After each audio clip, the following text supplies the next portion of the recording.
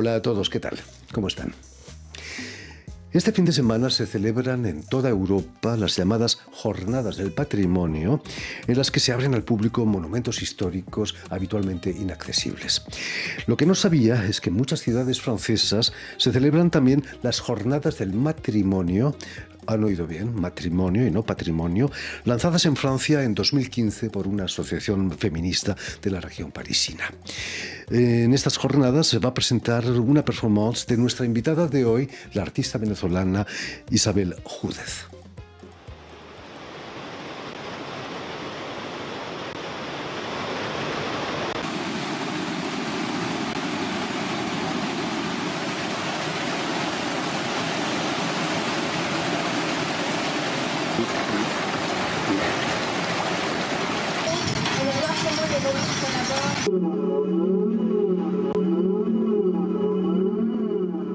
Muy buenas tardes, Isabel.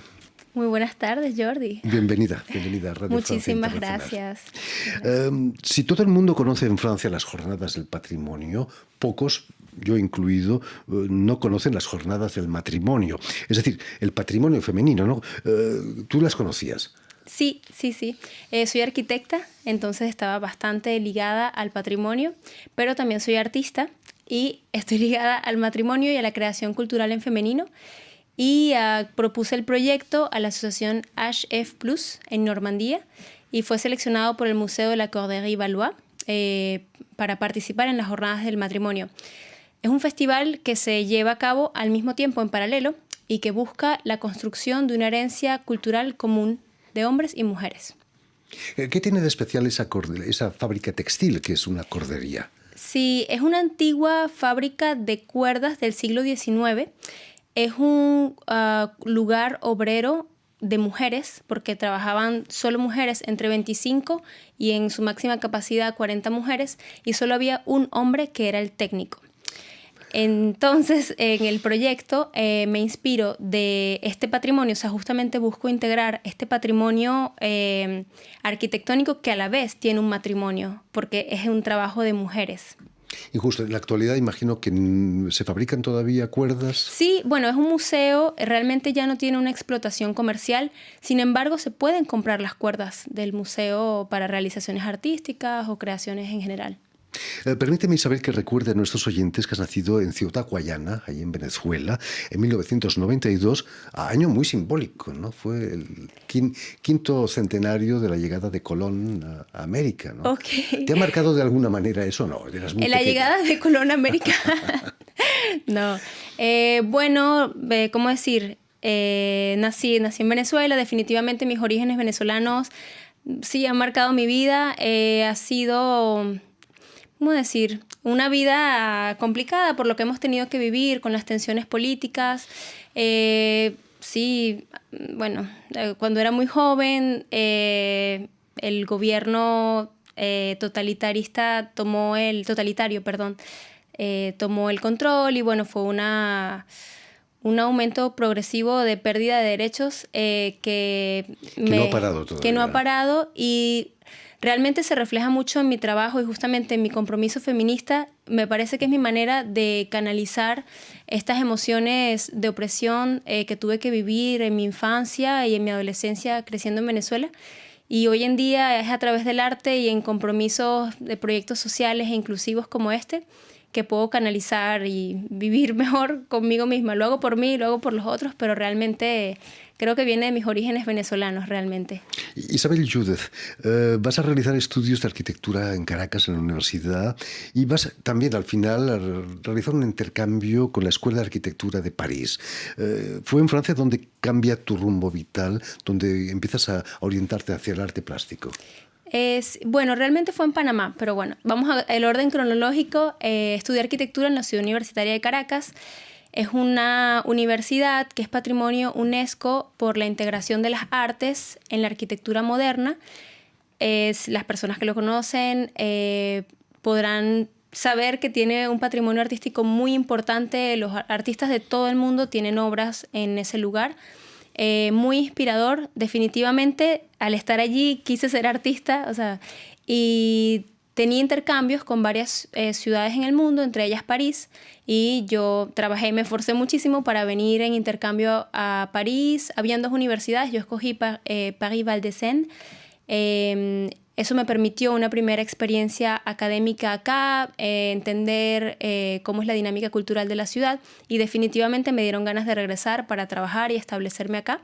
Sin embargo, mi primera expatriación luego de terminar mi carrera fue en el 2014 y fue en Panamá, porque hubo una crisis política en el 2014 muy fuerte y tuve que irme del país, o sea, hubo mucha violencia. Y viví en Panamá, trabajé en la renovación del casco histórico de Panamá, que es patrimonio UNESCO también. Tengo una pasión por el patrimonio que viene desde la Escuela de Arquitectura. Y bueno, sin duda, luego quería volver a Francia porque también hay muchísimo patrimonio acá. Trabajé en renovación. Bueno, cuando llegué a Francia trabajé en renovación y de hecho tuve la gran fortuna de trabajar en la renovación de un edificio de Niemeyer, de uno de los 4 edificios de Oscar Niemeyer. Arquitecto brasileño. Sí, y voilà. El oficio de arquitecto tiene mucho de técnico, pero mucho más de artístico, ¿no? Yo diría, vamos a decir, que voy a tener que revelar la razón por la que decidí ser artista y poner una pausa en la arquitectura, que tengo una pasión muy grande por la arquitectura y el compromiso de crear espacios para una sociedad. ¿Y qué sucede? El oficio de arquitectura hoy en día responde, bueno, creo que históricamente responde a dinámicas políticas y responde a dinámicas técnicas que pueden limitar la creación artística. Entonces, definitivamente ya yo había empezado una profesión artística en paralelo de mi profesión arquitectónica y sin duda me sentía mucho más cómoda a través de la creación artística, donde podía realmente tener más libertad que en la arquitectura, que tiene dinámicas administrativas y dinámicas económicas que deben responder a cahier de charges, en francés, ya predefinidos y deben adaptarse a estos cahiers de charges. No tiene tanta libertad como puedes tenerla tú. Sí, como en el artista, arte, ¿no? Completamente. Isabel, en el 2020 te instalas aquí en Francia, donde vas a presentar una instalación ya en los jardines de Etretat, esa famosa ciudad que tiene unos acantilados maravillosos, esa pata de elefante, por cierto. ¿Qué sentiste la primera vez que visitas Etretat, esos acantilados? Wow, es realmente impresionante. Es un lugar de mucha paz. Me transmitió la paz que me transmitía, por ejemplo, los tepuyes en Venezuela, en el sur de Venezuela, en mi región. Está el Parque Nacional Canaima, por ejemplo, con unas grandes montañas intimidantes, y creo que eso lo sentí en Etretat también. Hay que hacer la gran caminata entera, no solo quedarse en el arco y la pata de elefante, hay que realmente pasar por esos arcos y atravesarlo, porque se descubren unos paisajes de la luna, no sé, de otro planeta. Además, uno se da cuenta de la fragilidad, ¿no?, de la naturaleza. Sí. Se desmoronan esos acantilados. Es una piedra muy particular, una piedra Calcárea, sedimentaria sí. muy particular, porque está hecha, es tiza, es craie, y fue conformada por excrementos de animales, de crustáceos, y por eso son tan particulares, no se ven en muchos lugares, una zona geológica muy especial. Y propuse un proyecto ahora para volver al lado artístico que estamos viendo acá, se llama Héritage Érodé, patrimonio erosionado o herencia erosionada, justamente para deconstruir la palabra patrimonio y su carga masculina.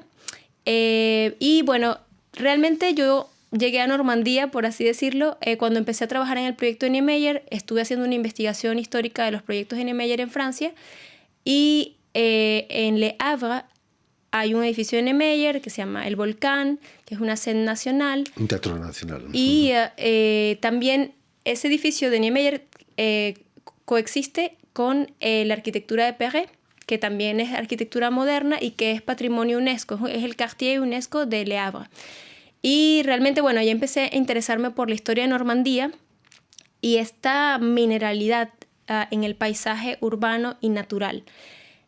Luego vi el llamado candidatura de Le Jardin d'Etretat, que es un jardín que tiene mucha arquitectura, Es un jardín, bueno, tiene varias zonas, cada una integra obras de arte, y en esta parte del jardín no tenían ninguna integración artística y lanzaron una primera residencia Y yo propuse contrastar el patrimonio arquitectónico de Le Havre con, ¿cómo decir?, una mineralidad de betón con el patrimonio natural de los acantilados y justamente, ¿cómo decir?, sondar esta relación de el consumo de la materia mineral o el extractivismo que puede existir para construir nuestros entornos urbanos. Me interesó mucho, he visto varios reportajes de la televisión francesa que he hecho sobre esa obra.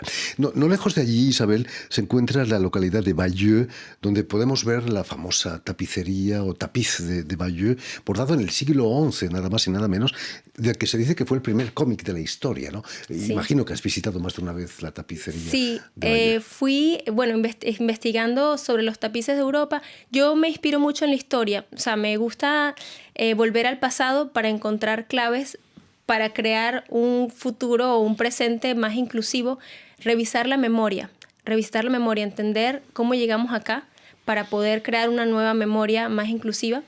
Y bueno, ya había tenido una práctica artística textil que inicié en Panamá con mi colectivo Not Common Girls y, ¿cómo decir?, me gustaba, hacía mi investigación sobre los textiles que representaban la memoria de los territorios. Y justamente, investigando la historia de Normandía, di con el tapiz de Bayeux.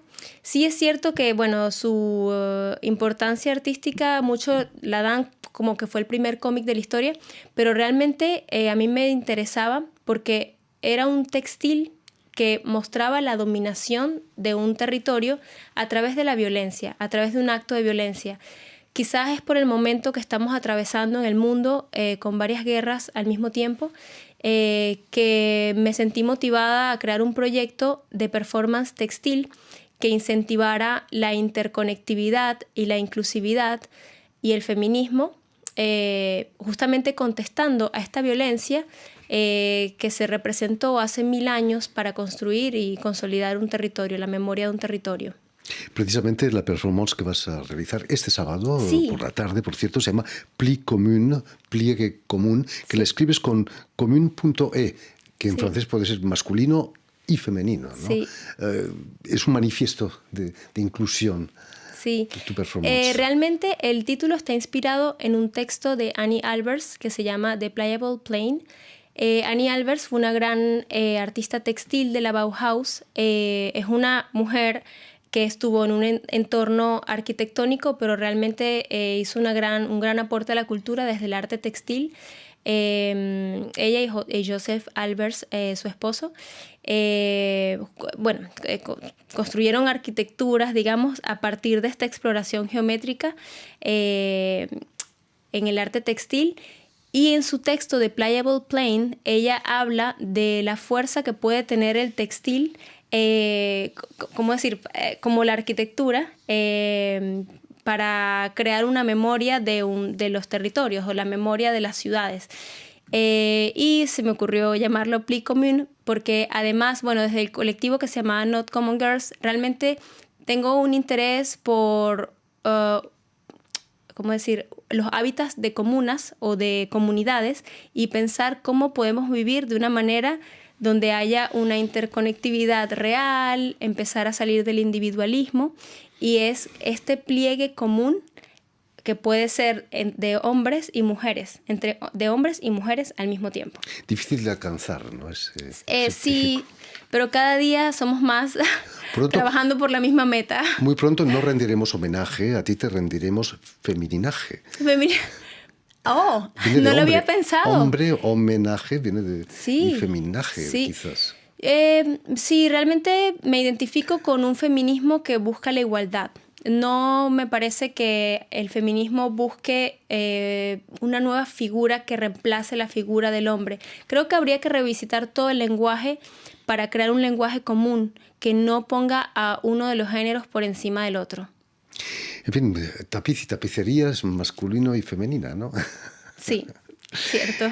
Pues ya lo saben, tienen una cita este fin de semana, si están en Normandía, si tienen la suerte de pasar el fin de semana en Normandía, no se pierdan la performance de la artista venezolana Isabel Júdez en la Cordería de Valois, no lejos de Rouen, creo que está a pocos... Al lado en de Notre-Dame de Bondeville. Allí en Bondeville. en Normandía. Sábado por la tarde a las 3 de la tarde y a las 4:30, si no me equivoco. Correcto. Muchísimas gracias, Isabel. Mucho éxito este fin de semana allí en Normandía. Muchas gracias a ti, Jordi. Permíteme también que dé las gracias a David Brockway y a Julian Len, quienes han ocupado hoy de la realización del programa. Y también saludar a nuestros telespectadores, porque también los tenemos, que nos siguen en toda América Latina, desde Chicago hasta la Patagonia, gracias a la cadena Unión Continental Latinoamérica, que es la cadena de la OEA, la Organización de Estados Americanos, y una red que se llama TAL, T-A-L, que reúne televisoras públicas y universitarias de todo el continente. Y a ustedes, muchísimas gracias por su atención y les damos cita para una nueva edición de El Invitado de Radio Francia Internacional.